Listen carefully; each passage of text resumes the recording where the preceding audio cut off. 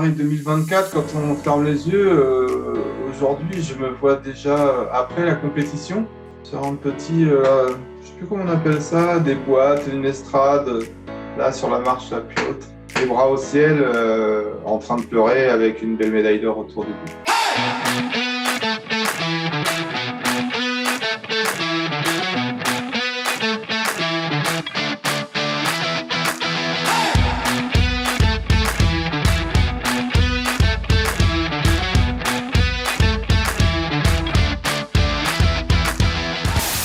Je m'appelle Vladimir Vinchon, je suis âgé de 48 ans et je pratique l'équitation en paradressage, en dressage sur le circuit valide et à multiples reprises sélectionné en équipe de France.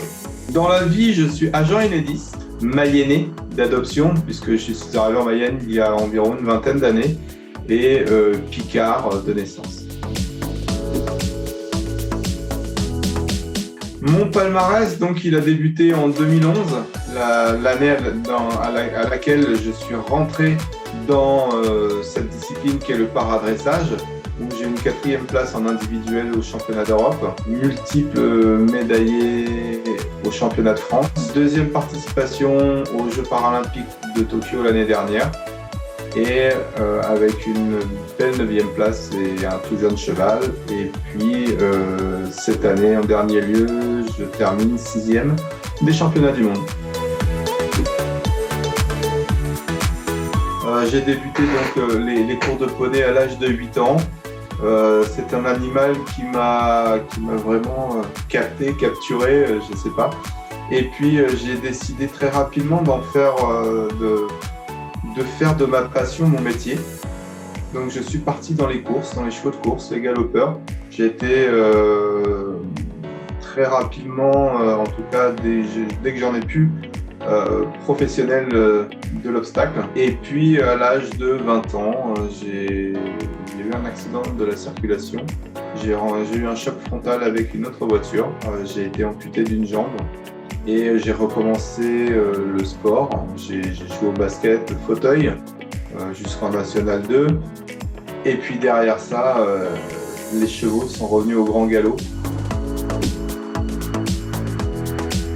La discipline du paradressage, elle comporte 3 reprises. La reprise, oui, effectivement, c'est un certain nombre de figures imposées, une quarantaine, généralement, qui s'enchaînent les unes aux autres. Le jury va évaluer le côté technique du cheval. Si le cheval désire se porter en avant tout seul ou si c'est tout le temps le cavalier qui est obligé de faire quelque chose, il va regarder l'habileté du cavalier, plusieurs critères d'ensemble qui, au bout du compte, nous amènent à une note sur 100%.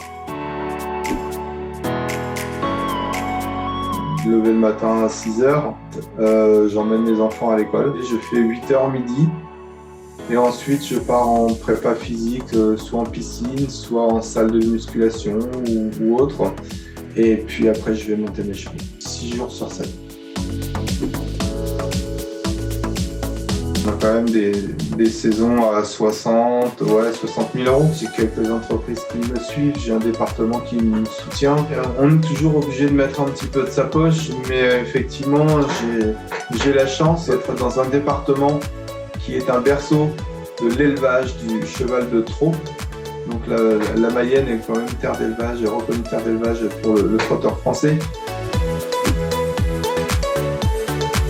Première participation aux Jeux de Londres, où quand je suis arrivé au village olympique, je me suis demandé ce que je faisais là en fait. J'avais pas l'impression d'avoir un handicap par rapport à certains athlètes, où je me dis mais waouh, j'ai pris une bonne grosse claque dans ma gueule. Teddy Riner. La puissance, la technique et la finesse par la même occasion. De ma génération, c'était ce fameux Carl Lewis. Pour moi, ça va être quelque chose de grandiose, puisqu'effectivement, on représente la France, on représente nos départements, nos régions, on représente notre famille. J'ai ma fille aînée qui est née à 200 mètres du château de Versailles. C'est un lieu historique, c'est la cour du roi Soleil, quoi.